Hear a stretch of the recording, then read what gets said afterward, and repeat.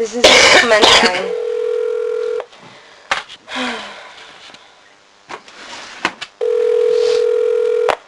Good afternoon, Children's Services. Hi, is this Miss Clementine? Speaking. Hi, this is Angela Lopez. I'm Katrina Laporta's mother. Oh, hi, Miss Lopez. How are you? I'm good. We've been dealing with CPS in Suffolk County, and I saw on the what was the website? The Environmental Control Board website that she was told to... Department of Buildings website that she was told to vacate the basement where my daughter's bedroom was. Yeah. Now, could you confirm for me though that she was in the basement? She was sleeping in the basement. Yeah. Okay. Now she's upstairs in the railroad rooms. Right. Did the basement have any windows? Yeah, I mean, it did have a window.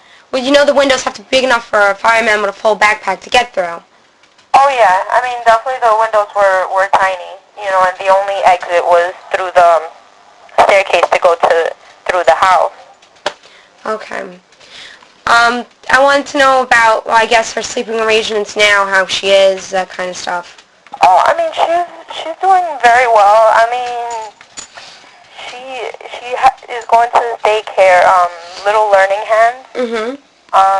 From what the daycare provider tells me, she's a very intelligent girl. And I mean, I've been working with her since January, and I think she is a very intelligent girl, and she's doing very well, from what I see. There's no concerns with doctors. She goes to the doctor regularly. What else could I tell you? They're very attentive to her. They're always they're stimulating her educationally and everything. Every time that I go to the house, they're always, very attentive to her and everything.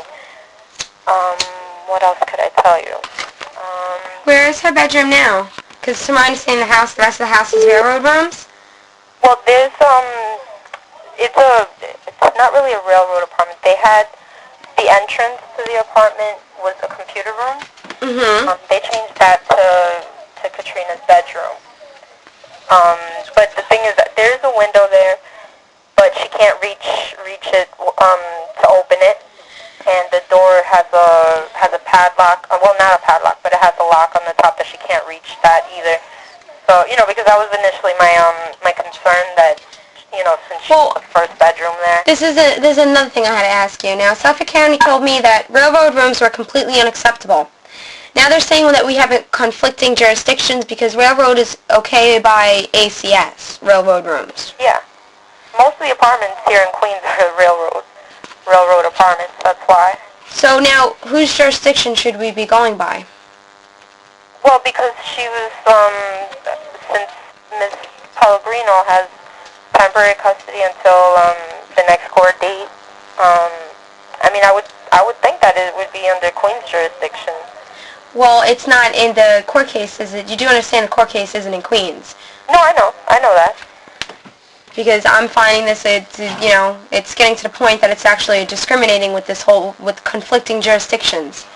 Well, I mean, the thing is that all the information that I received and, the visits that I've done, they've been able to see, I mean, they see the way the apartment is and everything. I mean, I've put that in my notes. So if they didn't think that it was appropriate, they would have told me, I would think. Yeah, well, they told me that a railroad room wasn't appropriate for her. And we live in a very good area in Comac. And we were told a railroad room wasn't appropriate. That we wouldn't get overnights or even custody with this room that had a 8.5-foot window. So now when I go to court, I'm wondering, how is the baby's law guardian being able to explain, oh, well, it's not okay that we don't want to give her sleepovers because she can't have her in a railroad room, but it's okay for her to live in a railroad room in Queens. Well, the thing is that I'm not sure about the jurisdiction in Long Island, like in Suffolk County, what they deem as appropriate, and I don't... Can I ask you a question? I'm Katrina's grandmother. I mean, you saw her bedroom in the basement. Do you think that was safe? With one way out through the stairs? That if there was a fire that took those stairs out, a fireman wouldn't have been able to reach my granddaughter? Well, that was I mean, I spoke to my supervisor about it. I'm asking you as a person. If that was your granddaughter, you think that was safe?